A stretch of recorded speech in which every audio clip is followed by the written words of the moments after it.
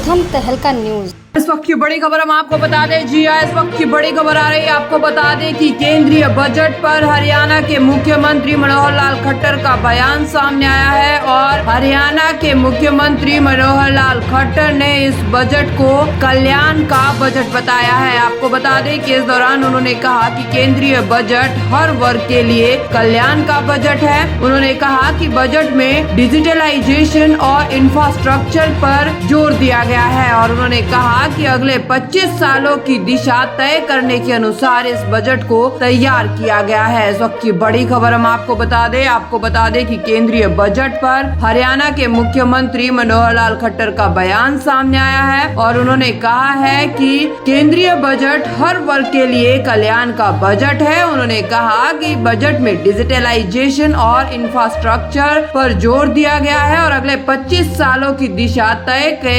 अनुसार ये बजट जो है वो तैयार किया गया है। इस वक्त की बड़ी खबर हम आपको बता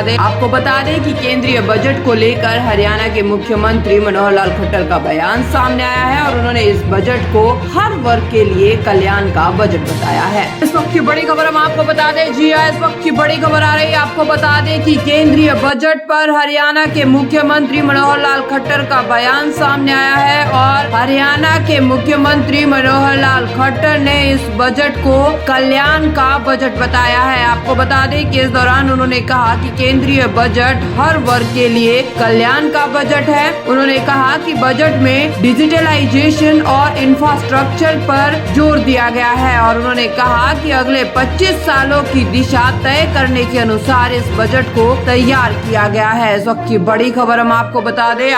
दें कि केंद्रीय बजट पर हरियाणा के मुख्यमंत्री मनोहर लाल खट्टर का बयान सामने आया है और उन्होंने कहा है कि केंद्रीय बजट हर वर्ग के लिए कल्याण का बजट है। उन्होंने कहा कि बजट में डिजिटलाइजेशन और इंफ्रास्ट्रक्चर पर जोर दिया गया है और अगले 25 सालों की दिशा तय के अनुसार ये बजट जो है वो तैयार किया गया है। इस वक्त की बड़ी खबर हम आपको बता दें कि केंद्रीय बजट को लेकर हरियाणा के मुख्यमंत्री मनोहर लाल खट्टर का बयान सामने आया है और उन्होंने इस बजट को हर वर्ग के लिए कल्याण का बजट बताया है। चलिए आपको सुनाते हैं कि मुख्यमंत्री मनोहर लाल खट्टर का क्या कुछ कहना है। आज जो 2022-23 का जो बजट पेश हुआ है और मैं इसके लिए एक बहुत अच्छे बजट के लिए देश के प्रधानमंत्री श्री नरेंद्र मोदी जी और देश की वित्त मंत्री श्रीमती निर्मला सीतारमण जी को बहुत बहुत बधाई देता हूं, क्योंकि मुख्य रूप से जो इस बार का बजट है पहले के बजटों से एकदम कई मायनों में अलग ऐसा बनाया गया है और ये केवल इस एक वर्ष के बजट की बजाय मैं मानता हूं, जैसा बताया गया कि आगे के 25 वर्ष तक एक विशेष दिशा तय करने के लिए और बहुत सी चीजें इसमें लागू की गई हैं। इसमें मुख्य रूप से जैसे जोर दिया गया डिजिटलाइजेशन पर, क्योंकि सारी दुनिया डिजिटलाइजेशन की ओर बढ़ रही है,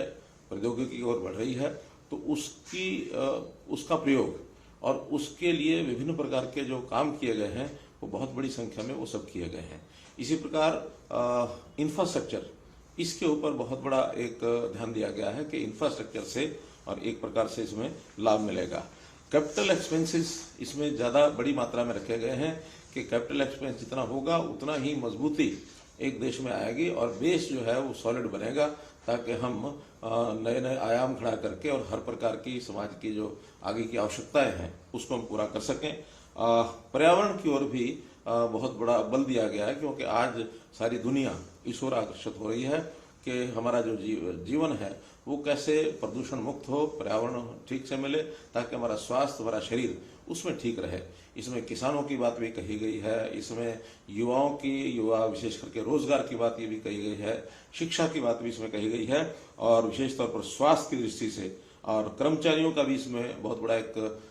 ध्यान रखा गया है कि उनको खास करके एनपीएस में न्यू पेंशन स्कीम जो है उसके अंदर उनकी कैसे ध्यान रखा जाए, आगे उनको पेंशन का जो स्कोप है वो बढ़े और सामाजिक सुरक्षा की तरफ वो बढ़ जाए। देश की रक्षा सुरक्षा के लिए भी बहुत एक बड़ा ध्यान रखा गया और उसके अंदर भी काफी मात्रा में और पैसा जो है वो आगे बढ़ाया गया है। तो एक प्रकार से हर दृष्टि से संतुलित बजट है। इसको देश को भी ध्यान रखा गया है, देश की जनता का भी ध्यान रखा गया है, हर वर्ग का ध्यान रखा गया है और आगे आने वाले भविष्य की नींव इसमें से बजट में रखी जाए, ताकि हम एक सस्टेनेबल जो हमारे गोल्स हैं उस ओर हम आगे बढ़ सकें, ऐसा एक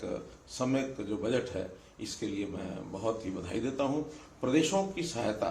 इसमें उसको भी एक उल्लेख किया गया कि 1 लाख करोड़ रुपया ये प्रदेशों को बिना ब्याज के और एक लंबे काल के लिए ऋण दिया जाएगा, ताकि प्रदेश किसी भी आर्थिक स्थिति से निपट सकें और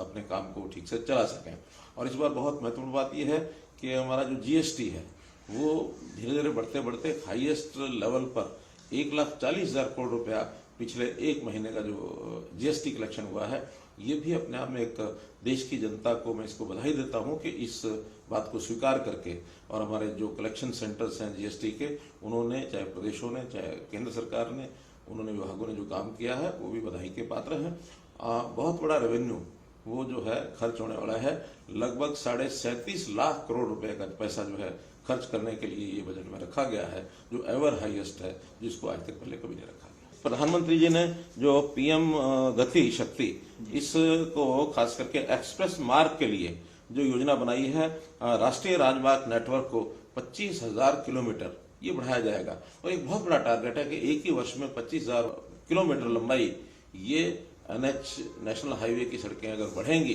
तो इंफ्रास्ट्रक्चर जितना बढ़ेगा उतनी हमारी इकोनॉमी मजबूत होगी, उतना हमें रोजगार ज्यादा मिलेगा, क्योंकि निर्माण कार्यों से भी रोजगार बढ़ता है। मैं समझता हूं कि जो हमारी अगली योजनाएं हैं इसमें जो बताया गया कि आत्मनिर्भर भारत की सब योजनाओं में से 60 लाख लोगों को रोजगार मिलने वाला है। तो रोजगार को बढ़ाने के लिए भी कैपिटल एक्सपेंसेस के माध्यम से जो प्रोजेक्ट होंगे वो उसमें लाभदायक है। हम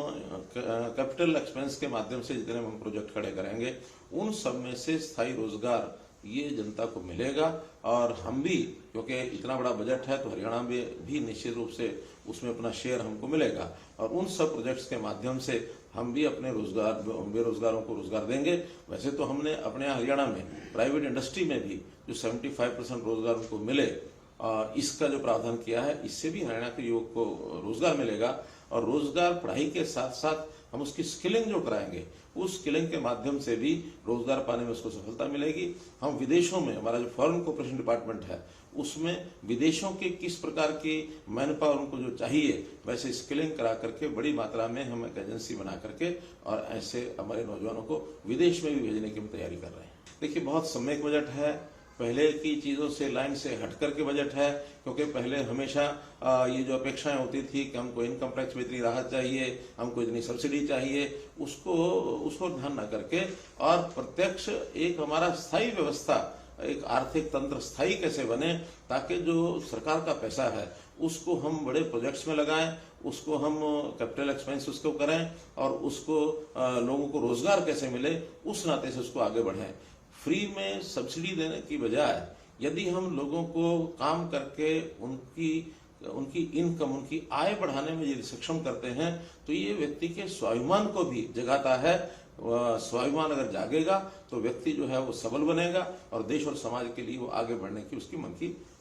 एक तैयारी होगी। इसलिए बजट इस प्रकार का जो किया गया है, बहुत ही अलग प्रकार का बजट और अलग प्रकार से जो प्रावधान किए गए हैं, ये इन द लॉन्ग रन समाज के, देश के, प्रदेश के हित में। किसानों के लिए ये जो डिजिटल तौर पर उनके खाते में सीधा पैसा भेजा जाएगा, एमएसपी के माध्यम से जो खरीद होती है, वो 1,63,00,000 किसानों को 2.37 लाख करोड़ रुपया सीधा भेजा जाएगा। अर्थात एक किसान को एवरेज 1.5 लाख रुपया उसके खाते में सीधा जाएगा।